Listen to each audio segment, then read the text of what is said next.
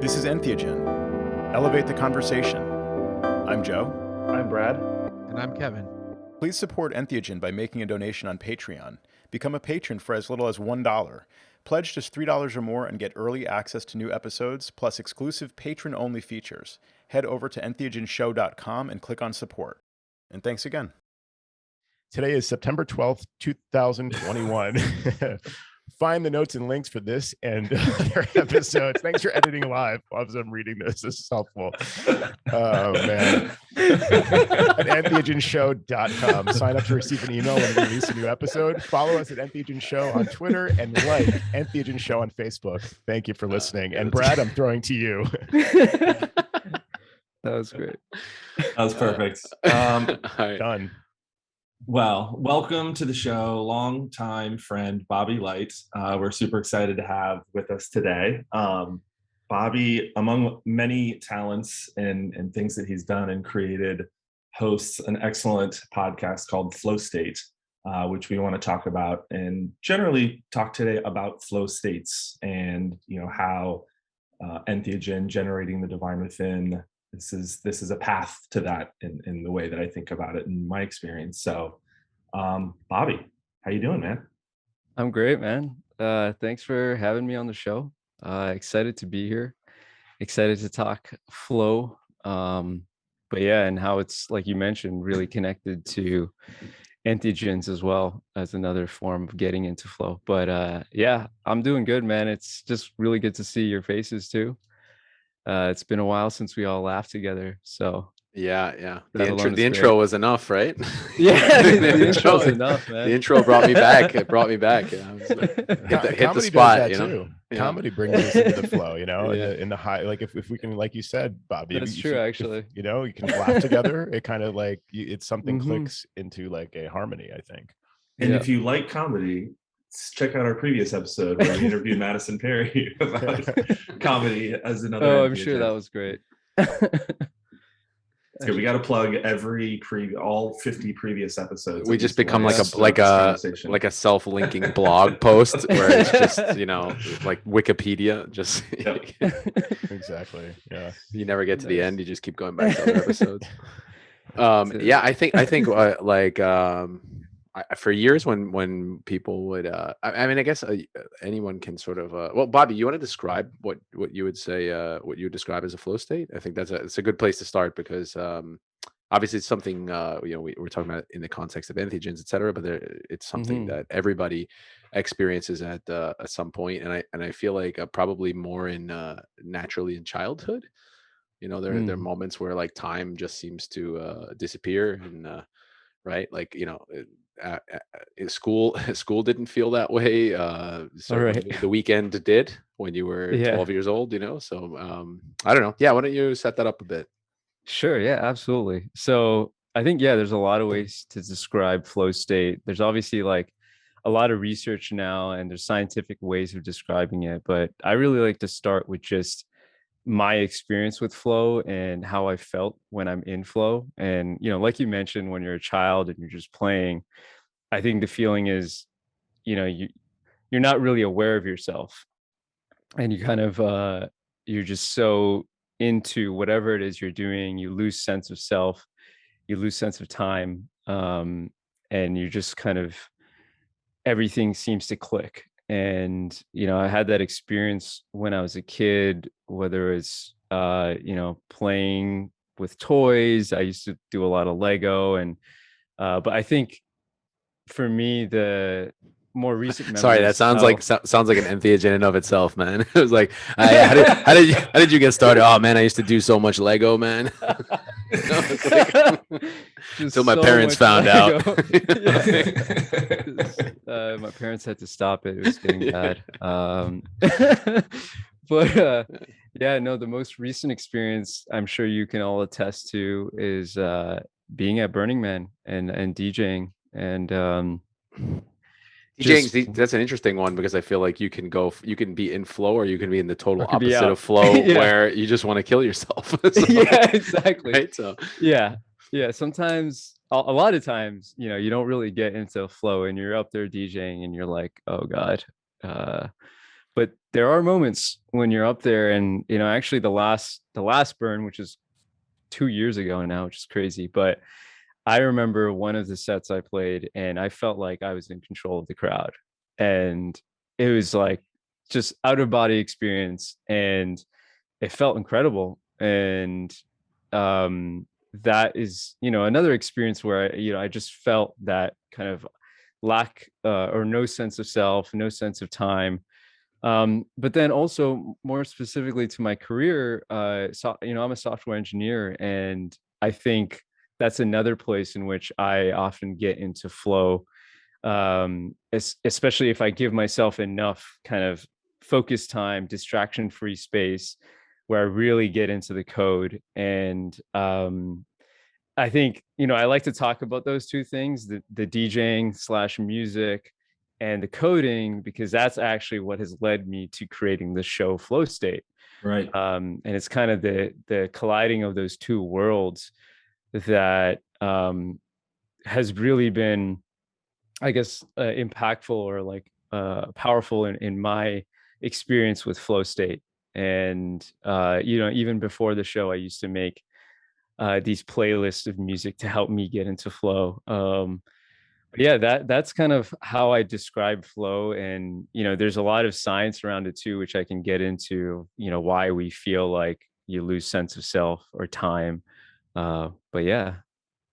I'm really Yeah, curious about the software engineering aspect of it as a tech nerd, a lifelong professed nerd myself. Mhm. I've done a little bit of just dabbling in programming over the years. I mean, I go way back to speaking of Lego. Do you remember Logo? You're probably way too young for that, but Logo was No. this like Apple like 2 era coding thing for kids basically to learn. And you had this little like Right. turtle in the middle, they called it, and you could like tell it to move like 10 points this way, and then like turn 90 degrees, and then like move 10 points that way. And so you could like you could have like pen up and pen down, and so you could like draw on screen or like move on screen and then fill in. So you could, it's basically like programming Right. like Like shapes and basic things on screen. algorithms. Yeah. And like I think teaching that kind of process to kids is really important, because it teaches that there's this like meta level of like programmability of like society almost, or like in the world. So my experience goes way back to that kind of dabbling in code in that way. And I'm not a coder by trade in any way, but I know that when I get into something like editing just even basic like HTML and JavaScript and stuff like that, or I've done a little bit of PHP things, just I dabble, but you have to sort of like load the problem space into your head first. Like you have to spend some time just just scrolling and reading and remembering and researching and things like that. So there's like a non-flow aspect for me, where it's just like about the kind of like getting like loading the problem into your brain. And then the flow, if it kicks in, can then like really help you be incredibly productive in that space. But I'm curious if you have like tools and techniques, like do you deliberately spend time like kind of getting to a certain point and then somehow invoking flow, or how does that process work for you? Right. Yeah, that's a great question. It actually ties into really well we've talked about Stephen Kotler and his research in flow. And it was in The Rise of Superman, the book, and I think he talks about it in Stealing Fire as well, where he talks about the 4 stages of flow. And so what you've described is essentially those 4 stages. And I think so I'll describe those. The 4 stages are struggle, release, and then flow itself, and then recover. And so we can go into detail about those, but the stage you talked about was struggle. And that happens a lot with software engineering. And because oftentimes, the problem space can be quite big. And in order to actually get into flow with it, you need to fully understand it. And sometimes, I'll work on a project where I've really spent time in the problem space. So every time I come back to it, I get into flow much quicker. But then, whether it's at work, I might jump into a new project and that new project has a completely different, architecture, different language possibly. So now I've got to spend time struggling um, to load that problem space into my mind. And so that struggle phase is always there. It's just that sometimes it's shorter because you've been there for a while.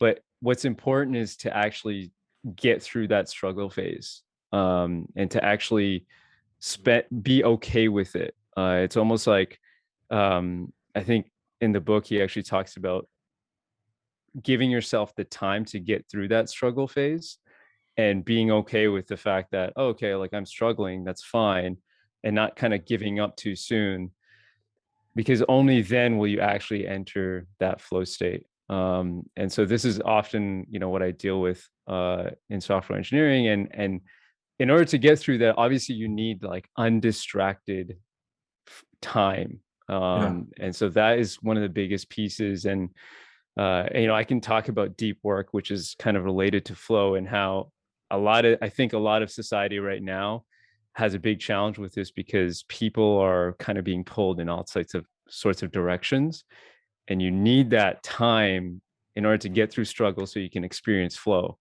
Yeah, But yeah, I that's even found myself like, for example, when I work, it's like I put my phone on airplane mode, and I put, and anything that occurs to me about anything else, I just immediately like drop in a Google Note or something, like just to Mhm. offload it and not have to think about it.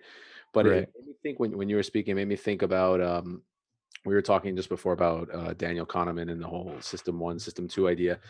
And right. and I think, some of the things he mentions, I think they're really important when you discuss flow, and you I think you described them perfectly. One is that you need to have mastery of Mhm. whatever the subject is, right? Like there can't be skills that you don't possess, because those would require like, system two and very conscious thought, which would interrupt flow. And then Right. the other thing too is like you said, familiarity with the space itself, because that will remove like the system one interference, which would be probably more emotional, a source of, some sort of emotional level disturbance that could sort of break that state of flow. And yeah, no, that's really interesting for a ton of reasons, but it just makes you think. There's with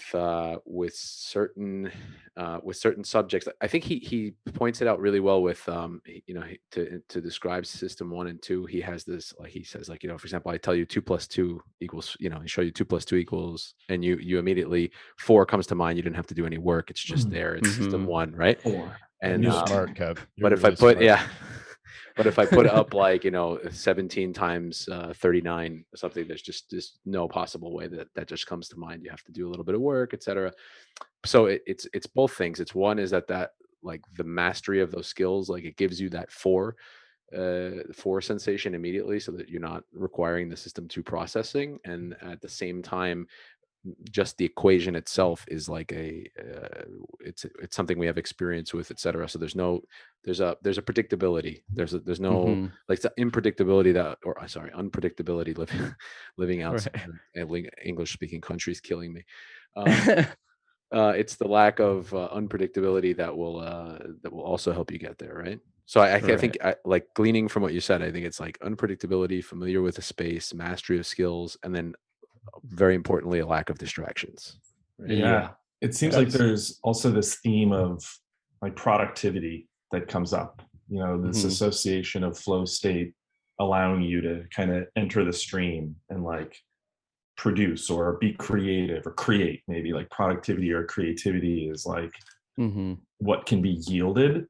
Um, but it's an interesting tension there, because if you start with struggle, like how do you get from struggle to productivity or struggle to creativity?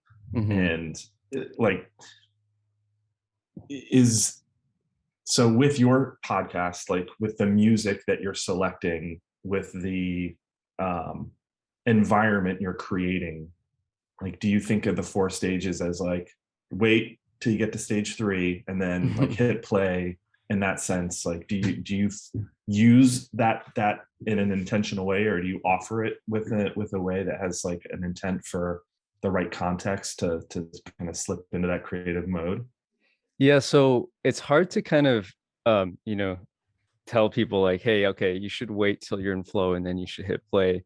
But I think what I'm hoping, yeah, two things come to mind. One is I'm hoping that the music gets you into a place, it kind of triggers you into a place of like, okay, I'm focused on one problem right now. And so by doing that, you're allowing yourself to struggle. So even myself, when I listen to the music, I'm not immediately in flow, but what it does is it kind of removes distractions. It kind of tells my brain and my body like, hey, I'm focusing on this one thing and I don't want to stop until the next break or when the music is done. So that gives me the time, the undistracted time to get through struggle and possibly get into flow.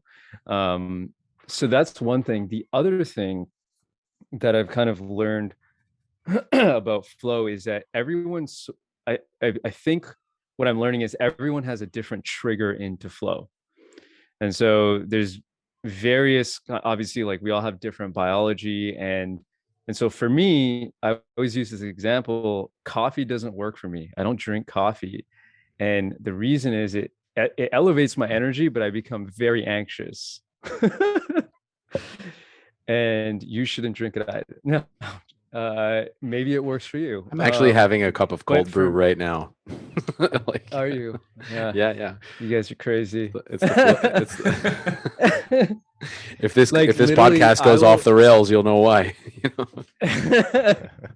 Yeah, I've had like accidentally have had 2 lattes in one day because I was just out traveling, and oh my God, like I would just Lattes? be I'm like surprised. on edge.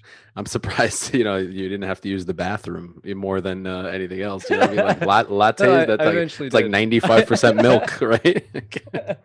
Speaking of flow state, am I right? Yeah, I got into some flow state, different type, but yeah, no, I was just like on edge, and that is basically not good or conducive to producing your best work. I think the term I like to use is alert but not anxious. So you're like very alert.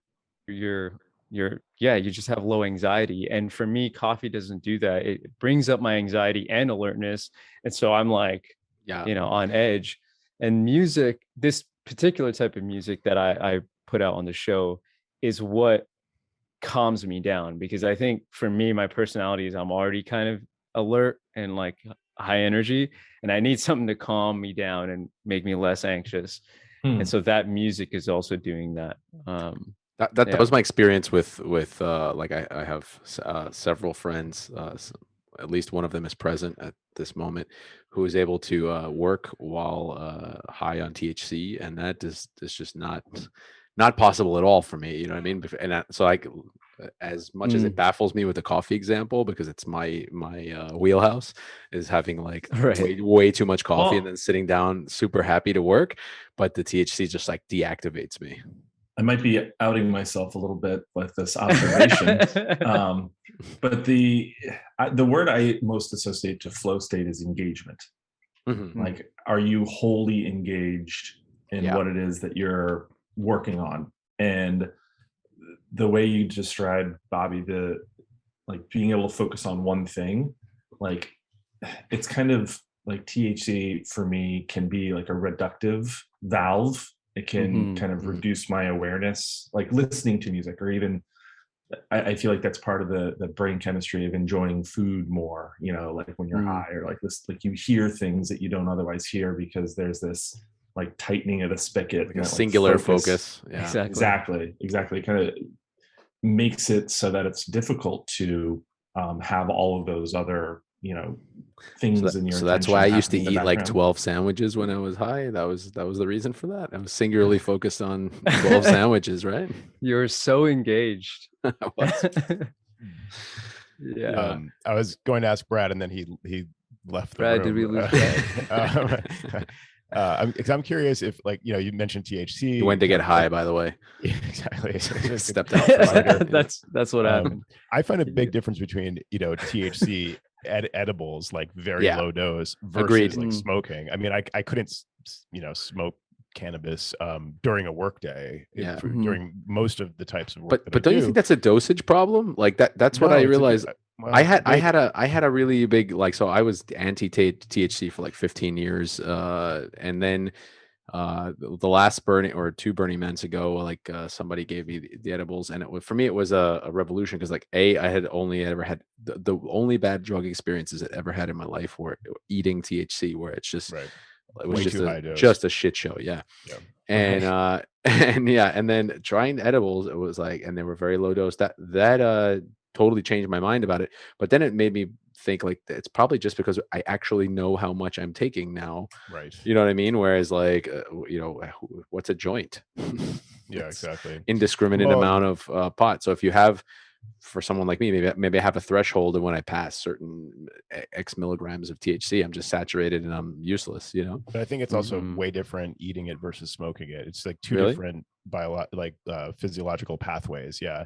In our episode, speaking of like always being self-referential, Julie Holland brought up, it like, I think when you eat THC, it is metabolized into like 4-hydroxy THC or something like that. It's a different chemical that then has a different effect. Different biological pathways. If you smoke something, it goes like, I think, more directly like through the blood-brain barrier, and I don't know. I actually don't know how that really works, but I know that the experience for me is like characteristically different smoking versus eating a low-dose edible. But I think your point about dosing is also really key, because if you eat a high-dose edible, I mean, if I eat like more than 5 milligrams, I kind of just want to watch a movie, or maybe do some writing, but like I definitely don't want to work, maybe something creative, maybe walk in nature, but not like do notes for a client appointment or something. No interest in that, accounting. Wrecked reducing accounting. Yeah, exactly. And then you realize you've been keeping 2 sets of books and but also smoking, like you said, it's like totally indiscriminate. But the problem with eating edibles before this modern era, where they're like produced professionly, is that people are cooking them in their mom's kitchen. You have no idea. For example. And, for example. And it's like, who knows what's in that cookie? And like, I ate 2. That was not a good idea. While Bobby was doing Legos, you and I were baking pot cookies while my mom was asleep in the living room. That was Spanish bake-off competition. I distinctly remember my mom coming into the room at some point, like half asleep, and being like, "It smells terrible in here. What are you guys cooking?" Exactly. And Joe was like a little bit sick at the time. He was like, "Soup." Soup? Totally believable. I was like, it should have been something related to the oven. We're cooking soup in the oven. One of Joe's family's Italian soup in the oven recipes. Oh man, yeah. Awesome. But I love that we have like proper dosing now, for example, like with like low dose edibles for things like work, and combinations of like THC and CBD, because and let's go to LSD about that too. Well, sure. We could talk about microdosing for sure. No, but I mean, even apart from microdosing, like I find it like mind-boggling, like how you can't. There's a certain there's a large group of people you can't talk, like, to them LSD means like tripping your balls off, right? And it's like, but there's a huge range of experience, but it's almost like people are like, no, that's like, you take that and and it's like, well, but it doesn't have to be that way, and it just seems to be like, as logical as it is, like the idea of dose escapes our mind, that there would be different experiences and like phenomenology related to different doses. Yeah, that kind of reminds me of real quick on like Brad's point on tightening the spigot. So like when Brad, you say you take THC and it tightens the spigot and really allows you to focus. But I imagine if you dose a little too high, you now have like tightening the spigot removes your anxiety about life in general. And so you're able to focus. But if you take too much, now you're no longer alert, and now you're essentially like too much information. Joe said, yeah, like you just want to sit and watch TV or chill because now you're affecting other parts of your body. And so I think with anything, like even with LSD, if you dose a certain amount, now you're just like going into a whole different realm of experience. So yeah, it makes sense.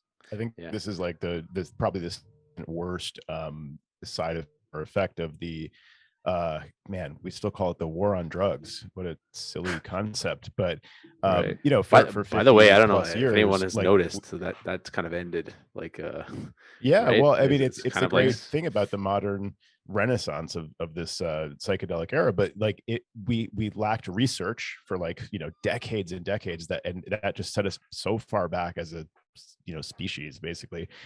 And we also lack proper dosing. So even if you're just using Yeah. it like recreationally or for I mean, I say recreationally, like using it for whatever purpose you're using it for, like to achieve a flow state, to work, to be more productive, maybe to connect with your friends, to build relationships, uh, you might be off by a factor of 10 in a dose because you know Mhm. something happens to be like mislabeled, or you know so yeah. we have no way of controlling for that in this, you know, as of now.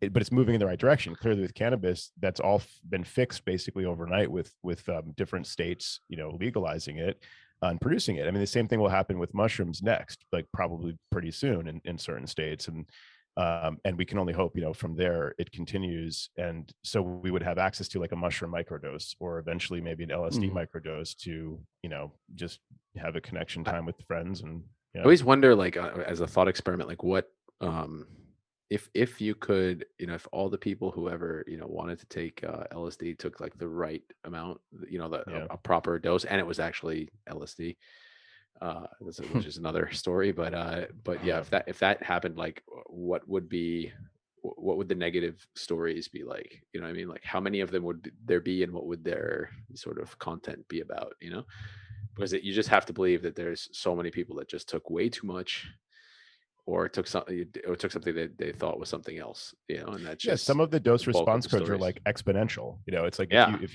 you go from here to here, you're actually going up to here in like response to that yeah. dose. Two And plus so two does not equal four. right. Right, right. And it's, yeah, and it leads to those kinds of like very negative stories about it. And it's actually not the drugs, it's the like it's the side effect of the war on drugs, because we don't have proper labeling and dosing, and you know, just like regulation basically. Mhm. Mhm. Yeah. That's so hard to imagine, you know, like a world where it's like I could go like look at the nutritional info on the back of my LSD, you know. Right. Hey, Oh, well, we have edibles for they have THC. low carb Yep. LSD, you know. It's just oh, don't want to fuck up my diet this month, you know. Is this Another LSD keto? Yeah, exactly. It's like it's what Deckle sprinkles on his steak. You know? Yeah, yeah. I wanted to go back to something you said, Bobby, earlier about, you know, society and distraction, like, and this, you know, like, because Kevin, to your point of like, if we had proper dosing and you have 50 years of like properly labeled things and people taking the right amounts of things, I feel like we would be in a better position, like societally. And instead, we're in this like very divided, like attention deficit division kind of Yeah. society, and like, you know, constant interruptions, constant distraction, and this like drive to always be like doing something in front of a screen. And then, you know, we've also taken like all these tools of social media and, you know, algorithms that like are designed to Weaponize them. yeah, engage us, and we've weaponized them against ourselves. Like Yeah, we've yeah. pointed these Yeah. tools at ourselves, and we've said like, okay, like let's see what happens. And outside, I mean, obviously I think there's like a lot of misinformation campaigns out there, and I don't think they're all just like organically growing up from someone's dumb idea. I think they're probably like nefarious, you know, they're Yeah, being yeah. like put in by outside actors to like get us to fight more with each other and divide us into smaller like sub niches, and you know, and so, and like basically to keep us in this state of like distraction and division. And so like, how can we counter that? You know, like, I'm curious, Bobby, for talking about the idea of like going through the struggle and using the music almost as like a carrier wave to kind of like carry you through that. It's like, as your mind might say, like, I'm struggling, I don't like struggling, and the music is there, and it might just subconsciously remind you to like stay with it, you know. You're doing the right thing, keep up the struggle, get to the flow state. I think very few people have a framework to even like utilize any of those tools, you know. So how do, like, what can we bring to society? Like, what kinds of practices can we recommend for people to help them, you know, like Kevin said, turn your phone into airplane mode when you're working. And if you think of something you need to do or want to do, you write it down to review later. Like, we can actually kind of practice self-discipline. Like, any other thoughts on that? Yeah, well, I think so. Discipline only works up until a certain point if your environment is not conducive to that behavior. And so I think this is another problem. So for me with the music, that helps. But let's say I'm in a work environment where I'm expected to respond to every Slack message immediately. Then no matter what, you know, I'll be working and I get a ping from my boss and I've got to go answer that. I'm not going to stay in that struggle phase. I'm not going to be able to load up that problem space into my mind, because now I've got to context switch and think about something my boss messaged me about. So, you know, there's obviously a lot of social media tools and like these things are distractions, but the problem is, from my experience working at several, you know, tech companies, so I've worked at Google, Dropbox, done a few of my own startups. In all cases, the environment was extremely poor and they were not conducive to deep work and hence flow. And so I think what's happened, and this is I don't know if you guys have read the book Deep Work by Cal Newport, but he basically, it's a great book, and he talks about the fact that communication, the friction to communicate has come down to zero. So, you know, back in the day, you'd have to pick up the phone or you'd have to go into a meeting room. Now the friction is zero because you can just email someone or Slack message them.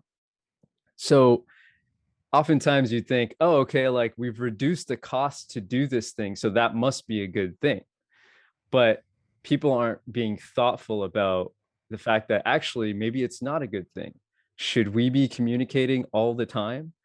And so most workplaces today, they're essentially turning humans into just like message senders and receivers, which is terrible for productivity.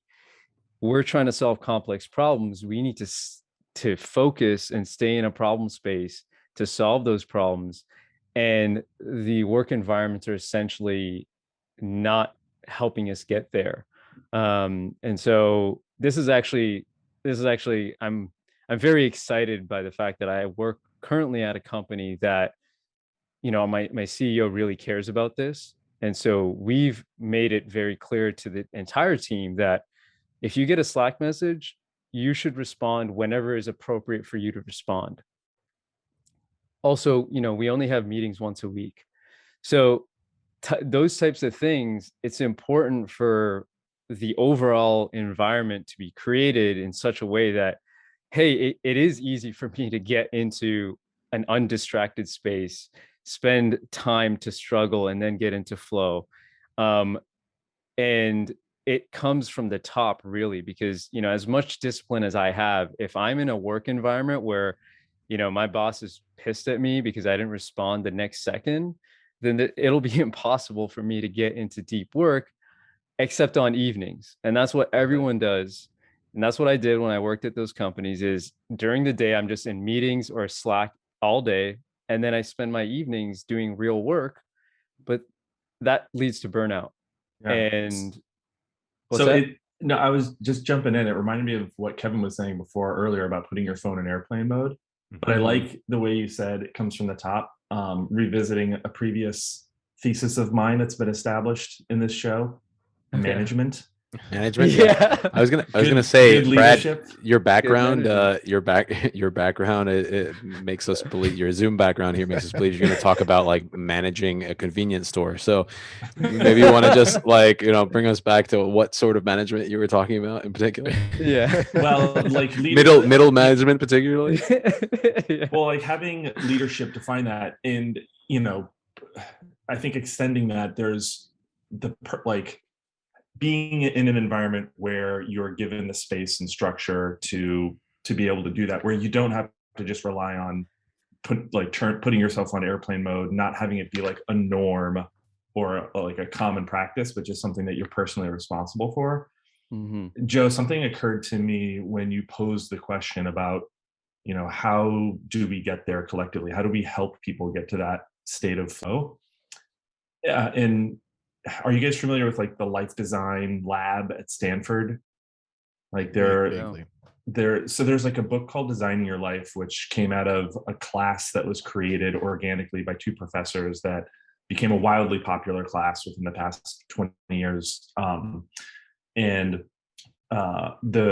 so it's called Designing Your Life, and then there's a workbook that you can have associated with it. And fortunately, I was working at a place where we did this like 6-week workshop where we're reading the book and we're doing the workbook together.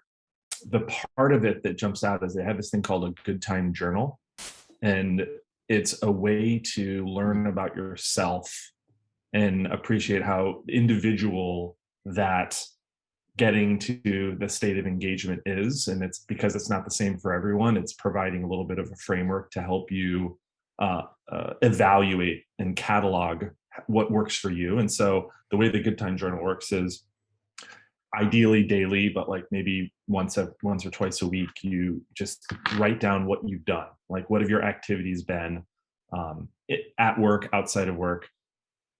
Don't go into a huge amount of detail necessarily, but there's 2 key pieces of data that you measure. So for each activity, there are these like 2 dials. They look like speedometers or odometers. And one is your level of engagement. Like when you were doing this bit of coding for this period of time, or when you were facilitating this meeting, like how would you rate your level of engagement? And then the other one is, how was this activity an energy giver or an energy taker?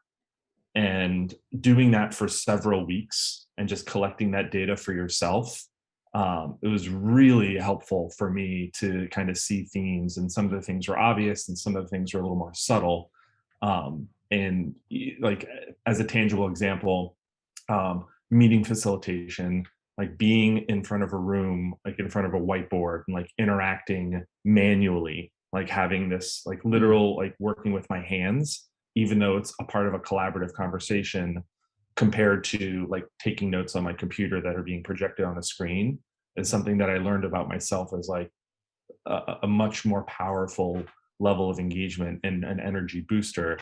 But if anyone listening is thinking about like a way to learn a little bit more about how you yourself finds that naturally and can help you kind of set that environment for yourself, definitely recommend checking out Designing Your Life as an option.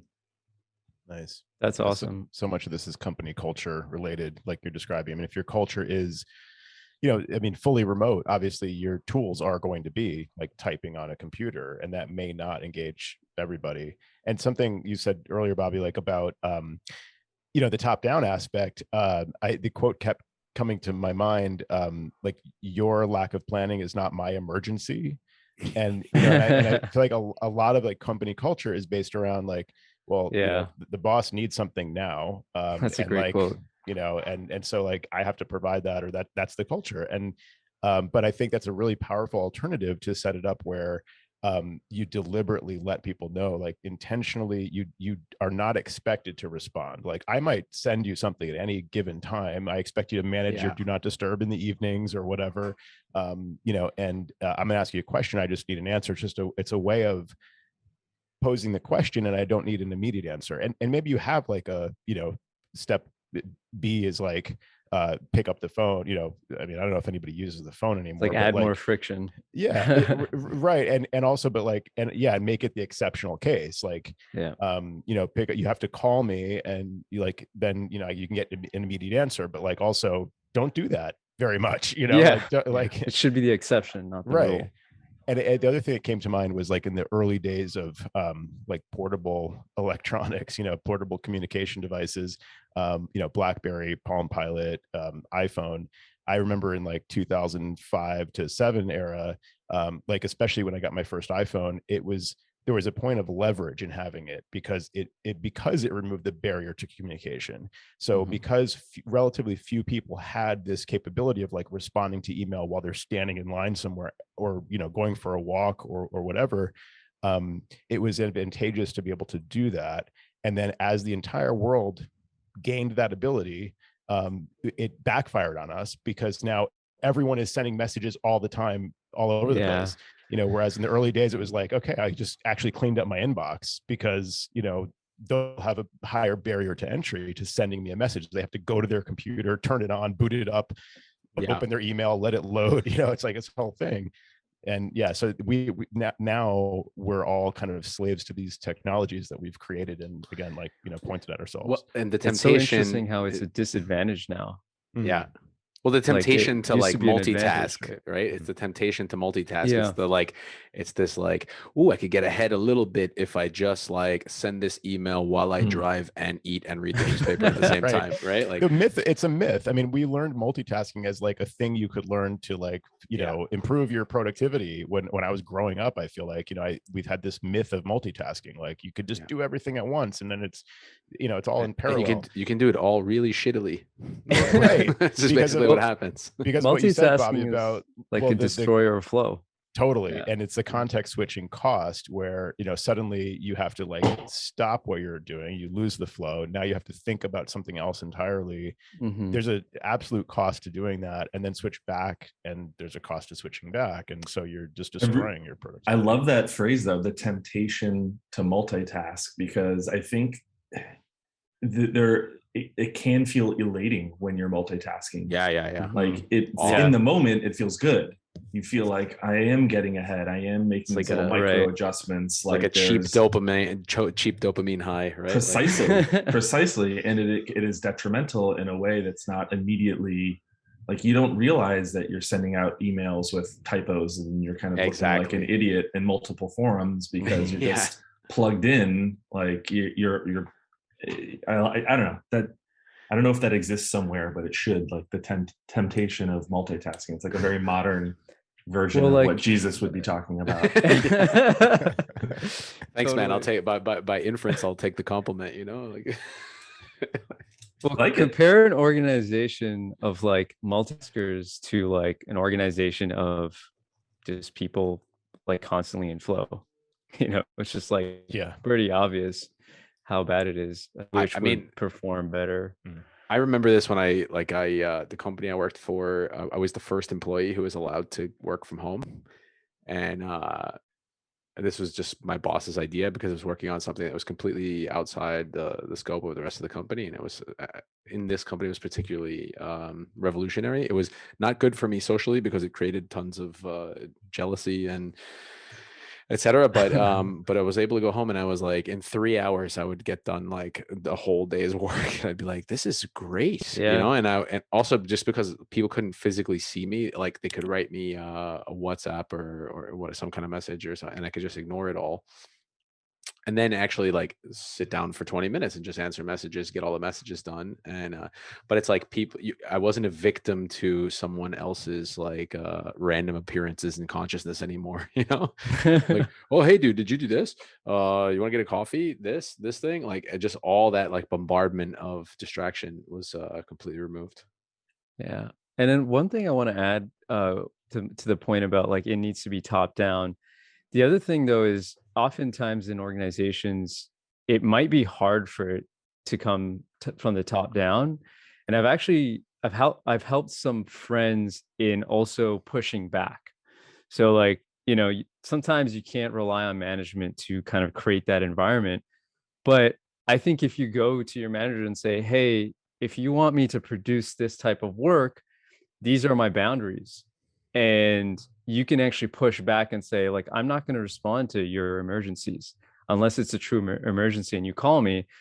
And maybe they might respond a little hesitant initially, but I think if they see that like, okay, well, this person's trying to produce more, I should support that.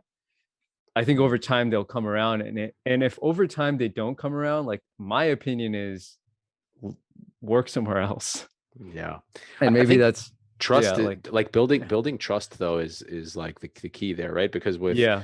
I mean, and yeah, I felt that as an employee and as an employer, right? It's like I want to give a person that like freedom, uh, but it's almost like I have to know if you don't feel 100% that they're on board and they're actually productively using the time, et cetera. It's like the paranoia can creep in about like what's not getting done, Mhm. or about missing like deadlines on things, et cetera. But I feel like when you do get to a state of trust, then things work out really nicely, where you Such can a good just, point. yeah, Yeah, you can just because like it's like if ticket you're things and right, and then wait and expect, and you know that there's is going to be a response. And for me, what it comes to mind is like this question of like, are people working? Like yeah, if I can't get an immediate response, like why aren't you exactly, responding to me? Like, exactly. are you even like, you're probably out for a walk? Are you even working right now? The But I think benefit of the doubt. It's hard to give someone right. the benefit of the doubt without a very high level of trust. Right. Yeah. And yeah, exactly. And you just, you can see how that works in practice when if you see what the person is producing, maybe it doesn't matter if they are not available. Maybe they take a 2-hour lunch, but then they just work a little bit longer and get things done. Or maybe Yeah. they don't need to work longer because they're just more productive. Well, Like, how Mhm. about this? I mean, like my first deep paranoia, like when I this position I just mentioned, when I first went to work from home, is I love to swim, like particularly like midday. It's always been like a really good, like mentally a mental activity, and specifically when I was dealing with something like more complicated, I would have like the urge to just want to go like I just want to go to the pool and swim for Yeah. like swim a mile, and so I started doing that, and I would do that with like this deep sense of guilt, like I was not, Yeah. I was outside, it was work hours, and I was going to the pool to swim, but it's like I would come out of the pool so relaxed and with multiple like creative solutions to things, just because I was letting the mind rest for a little bit, like letting the ideas percolate and like let a little bit of passive processing happening, and then come out of there and be like, oh, that's really easy, we just do this and this and Yeah. this, but That's like try to sell that story to somebody, and they have to really believe you, and then before like even trying to tell it to a group of people where you could get into all sorts of and problems. and before you have to sell to anybody else, like how long does it take you to appreciate that for yourself? Yeah. Like for you to know that by doing this in the middle of the day, it's That's it. helpful for you. Mhm. Like you're not going to be able to sell on anyone else until, it's not to say that you're You not going to feel fully guilty believe about it. it, Yeah. but like that, I think that's, if you're kind of thinking about what you're doing and what you're getting out of that experience versus the time you're putting into it, maybe can help you feel less guilty and help you speak about it in a way. Because I think getting into a flow state as it relates to productivity or creativity, it is not like being in a flow state isn't the productivity. It's like the facilitation path that get there. And the more time you can help yourself get easier, I think the more creative and productive you can be. But like the flow state is, even like that phrase, like flow state, Mhm. it's not a verb, it's like a noun, like you're in Right. this flow You're in the state. state. Yeah. Except And that's when Bobby has facilitating. multiple lattes, then it's a verb. Then no. it's a That's a verb. different meaning. Listen, Um, how It's kind of are funny we? because it's not a state either. Like it's less like flow. It's a continuum. It's interesting. I Yeah. was confused for a second. I wasn't sure which flow state you were talking Yeah, about, Joe. I lost myself. I was Well, talking no, about Brad. yeah. Well, to Brad's point, you talk about like being convincing yourself. Like that's another challenge, which is I think Not judging yourself too. Right? yeah, Yeah. not judging Turning off the yourself. self-criticism for 10 minutes, Exactly. And why do we get that? Because we're all taught that like, oh, during work hours, I must be staring at the screen Yeah. for every minute, right? But It's the Puritan what you just- heritage, man. It's the Puritan heritage, But like Kevin, you actually described the second stage of flow, which is release. So like there's struggle, and then there's release, and then there's flow. So like release, what that means is to disconnect yourself from the problem for a moment. So like by going swimming, you're actually giving the problem just like space and distance.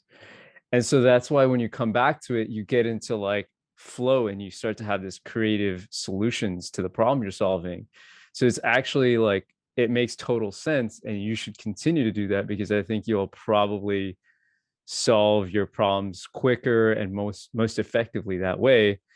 But it's like now you have the awareness, you have the experience, but then how do you convince others of this? I also Yeah. love this concept of like release, kind of versus like giving up. You know, like when you're Mhm. working on solving a problem, sometimes there's like aspect of like tenacity where you're like, you know, Yeah. I'm gonna stick I with know the this pieces until I fit. solve Push it. through. Right. I know the Yeah. pieces fit. And maybe sometimes that works. Like maybe sometimes it's actually better to not give up after, you know, 10 minutes because it feels like a struggle, and push through, and in an hour you solve it, or you have some kind of breakthrough.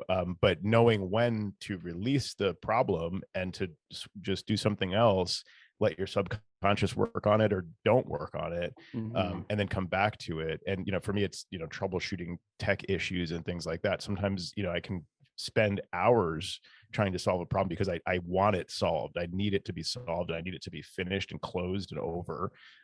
But I think that there should be like a metric we each can learn in the like problem solving that we do, where it's typically like, you know, not worth putting in more than a block of 30 minutes on this type of problem, let's say, without then releasing it to come back to it later. You know, Don't you there's think the law of cue diminishing there? returns. Don't you think the cue there is more like emotional? I feel like it's like if you're in a flow state, like your emotions are totally under control. But when you're in that kind of a state, like a frenetic state, it's almost like Mhm. there's like a panicky sort of feeling that kind of comes up. It's like a yeah, yeah, I don't know.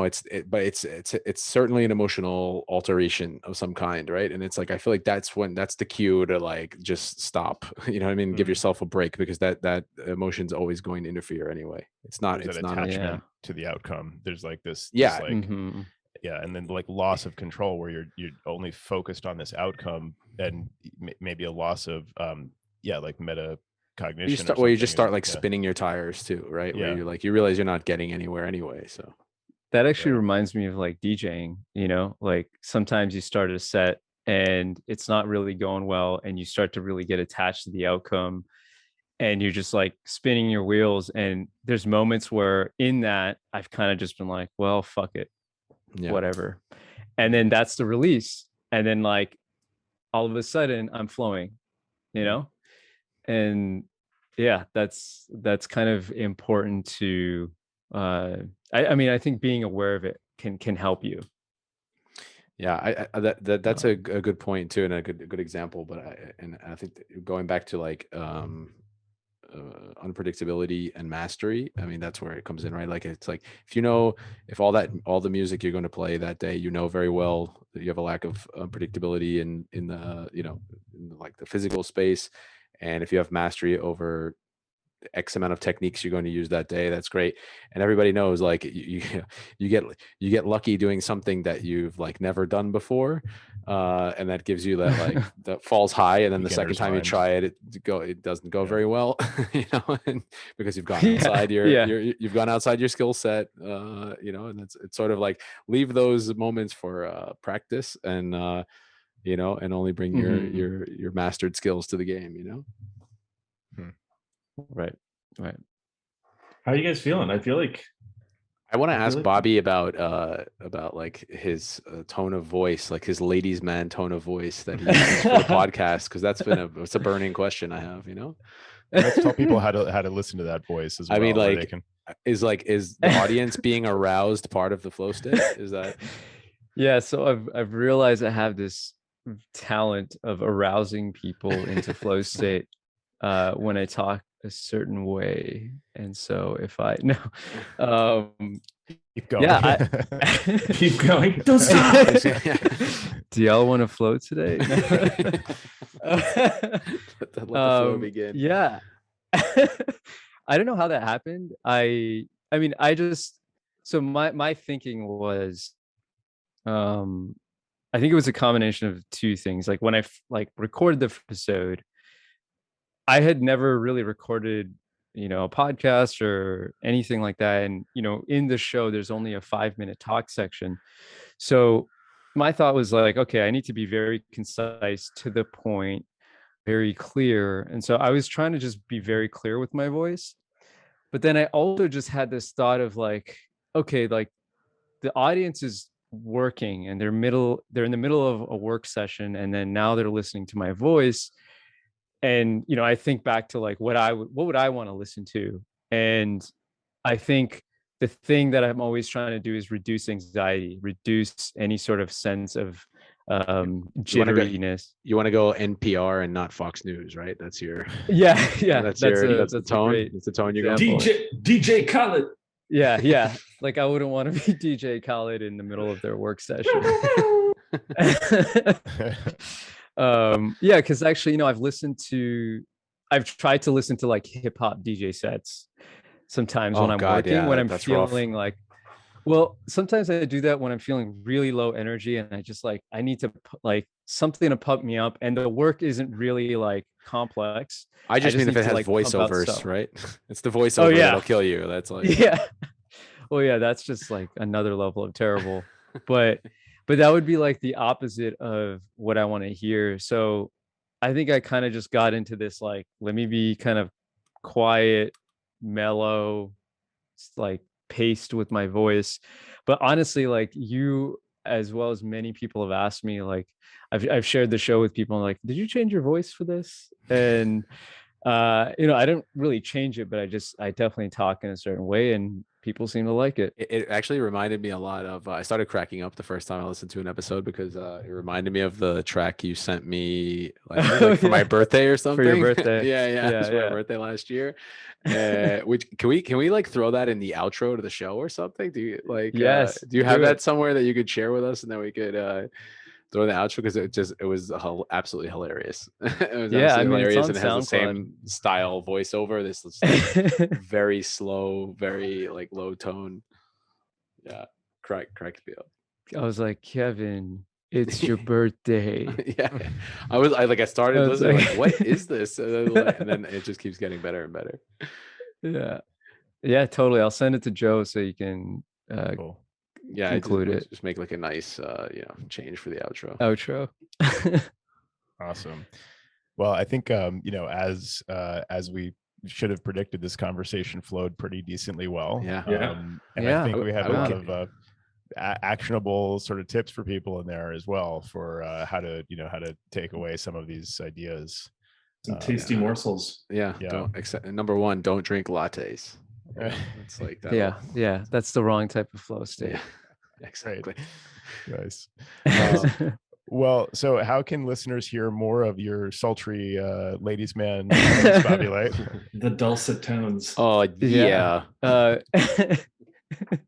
They can check it out on Spotify. So one thing actually is, because I include music in the show, I'm only on Spotify right now. And because Spotify deals with the music licensing, it's kind of a win-win for the music producers, myself, and Spotify. So that's where you can listen to the shows with music.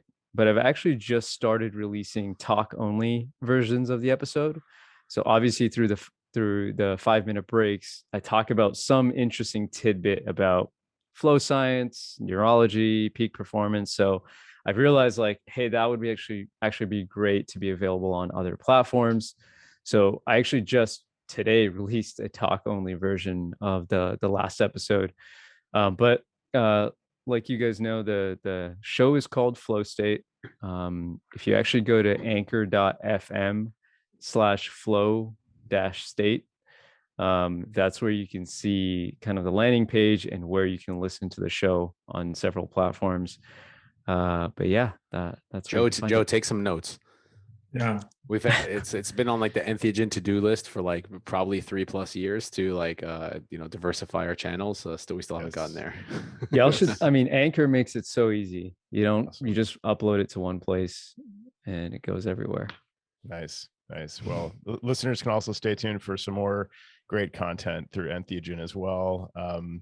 And Bobby Lyte, it was great to talk to you today, and thanks for sharing your knowledge of flow, and sparking this awesome conversation about how we can all achieve these states, and maybe trend more away from distraction and disconnection and division, and more toward a flow individually, and more of a hive mind collectively for society, maybe to bring some Absolutely. healing to this crazy world we were living in. So the Tool lyric popped into my head, that overthinking, overanalyzing separates my body from my mind. I think that's what I feel like when I start getting hit with 10,000 messages and emails while I'm trying to do something. Yeah. That would make an interesting soundtrack. I'm not sure how that would work for like achieving a flow state, but it would be appropriate in those moments where you're feeling that way of overdriven, Yeah. Totally. Big thanks, Mr. Lyte. Yeah. Great to have you. Dr. Lyte. Thanks so much for having me. I really appreciate it. And yeah, I mean, the last point I just want to add is, I think when people experience flow, there's this feeling of like selflessness or timelessness. And I think what I've realized is, if you think about most of the things we're motivated by, it's to get to that state. It's to get to that state of flow. Like, even an example of like going out and drinking with your friends. You use alcohol so you can kind of calm down yourself and get into flow socially. So I really think of flow as a justification for life itself. And so I think that's why the topic is so interesting. Bobby so Lyte, really it just occurred to me that there's a question that at least one part of our audience must be dying to hear, and that's you go by the name Bobby Lyte, but you've also been called Bobby Late. So like, are you in a state of flow when not arriving on time to places? I was going to ask you that earlier, actually. I think that is a great question, because oftentimes, like, punctuality is incompatible with allowing these states of flow to be achieved. Like, you need an open-ended block of time to load the problem in your mind and achieve flow and make some gains on a problem space. And you don't always, like, if the alarms are going off all the time with the calendar alerts, it disrupts your flow. So I actually think that's a great question. Very fair question. That's really interesting. Yeah. I actually have. I think you just gave him an elegant out. You know what I mean? Like, he no longer has to. He no longer has to excuse himself. I don't like where this is going. He never has to. This is my explanation from now on. I mean, before my explanation was, I just don't want to be the first one at the party. But now I have a much better explanation. I don't know, man. That's a good question. I'll have to think on that. Maybe something with flow. Going to Joe's point though, like I totally agree. There's something like they talk about like in like anthropology, etc. They call it like the difference between clock time and event time, right? And then it's like right. And it's like, and for example, where I live in southern Spain tends to be much more like event time oriented. So like, I always, like, dealing with people who come over not used to it, etc. I always say it's like, if you got somewhere, like if I were on my way to meet someone and I was like more than 10 seconds late, like imagine I'm supposed to be there at 8 and it's 8:02. The state that the emotional state that I'm in is just wrecked, right? I'm like anxious. All right. I feel bad. I need to get there. I'm like walking fast. I'm like, almost probably sprinting to get somewhere. Whereas like people locally, it would just never occur to them, and they would just show up at 8:05, and that everything would be fine. But it's not about it's not about like what time you get there or anything. What's that? It feels like a trained behavior, like someone has made you feel bad about being late. Exactly. Well, yeah, that's the one thing. Like the other person wouldn't have any expectation but it's more like the state of mind the late person is in, is that they're just not, there's just no negative emotional state associated with that. I find that like really culturally interesting, man. So now you have an elegant out, and also you should do like you should also do like a 23andMe, man. Maybe you have some like Southern Spanish genes in there, man. Something reminded me this story you're telling, Kevin, about like rushing, and some people feel the need to rush and other people are just totally relaxed about it. This old antique thing we bought at some house, tag sale thing. It's like this iron thing you might put in your kitchen and put a pot on to keep it from like burning the counter, and you hang it on your wall, and it has this little saying on it, and it's this like really weirdly phrased saying, and it's the hurrier I go, the behinder I get. Oh, I don't know wow. what language that is. It's like some old English or something, but it's That's so on point though. Drunken Irish. right? Yeah, it's like you feel this need to rush, and you end up having this like lower quality experience, and Yeah. losing ground somehow. Sounds like something Sean Hogan would say. Yeah. Well, I mean, we could go on forever. I'll just say one more thing about like being late, because you just reminded me how recently I actually have stopped setting an alarm clock. And Really leaning into this. I'm really Step into it, Bobby. Step into it. And I just like wake up when I wake up. And I mean, part of the reason, as you all know, I experienced a concussion a few months ago, and that really required me to just like, okay, like I don't care about what time I get up. I just need to make sure I get enough sleep. And so I think I've kind of gotten used to that. And so I've stopped feeling bad about, I need to get up at a certain time. I just care about when I wake up, I feel like I'm waking up when my body feels like waking up, and not when like, I need to start my routine at 6 a.m. Like, no, I'm going to wake up when my body feels okay to wake up. And that's actually been really helpful. I've been doing the same thing for more natural for years too. Like, I've been doing the same thing. Now I have a biological alarm clock that wakes me up every single morning. But nice. Before that, like a living, breathing like alarm clock. But yeah, before that, I did the same thing. It's one of the many reasons why I think I could probably never go back to like work for a company again. It's because I've just like I've developed all these like very cozy habits for myself that I find incompatible with any sort of office culture. Right. Yeah. So maybe perhaps I think that's one of the, in the IT, like in the tech space, you have a lot more of like those kind of freedoms that are right. Yeah, they're not generally associated with other sectors. Exactly. Yeah, I mean, retail, it's like the store opens when we wake up. That doesn't really work. No. Yeah, exactly. Exactly. Yeah, so it's not compatible. I understand. Yeah. No, I think society should move more in that direction though, because it I mean, these artificial like structures impose this like top down, forced kind of like behavior, and it's not conducive to flow, as I think we've kind of like pretty well established, and that flow can end up creating more productivity with more ease. Like, isn't that what everyone just wants? And so maybe it's not so important to get up at a specific time and start our days at 9 a.m. at work, and to the extent that we're doing that. So hopefully that maybe some higher ups at some companies are listening to this, and they'll start to really make some decent changes. Yeah. Awesome. Great conversation. Look forward to talking more about this. Super all fun. Great to have you. Listeners should thanks for definitely having check me. out Flow State from Bobby Lyte, and anchor.fm/flow-state, I think you said, right? Yeah, flow-state. Awesome. Well, thanks again, Bobby. This is great. Bobby, pleasure. Yeah, man. Thanks, y'all. This is Entheogen. Elevate the conversation. I'm Joe. I'm Brad. And I'm Kevin. Please support Entheogen by making a donation on Patreon. Become a patron for as little as $1. Pledge just $3 or more and get early access to new episodes, plus exclusive patron-only features. Head over to entheogenshow.com and click on support. And thanks again.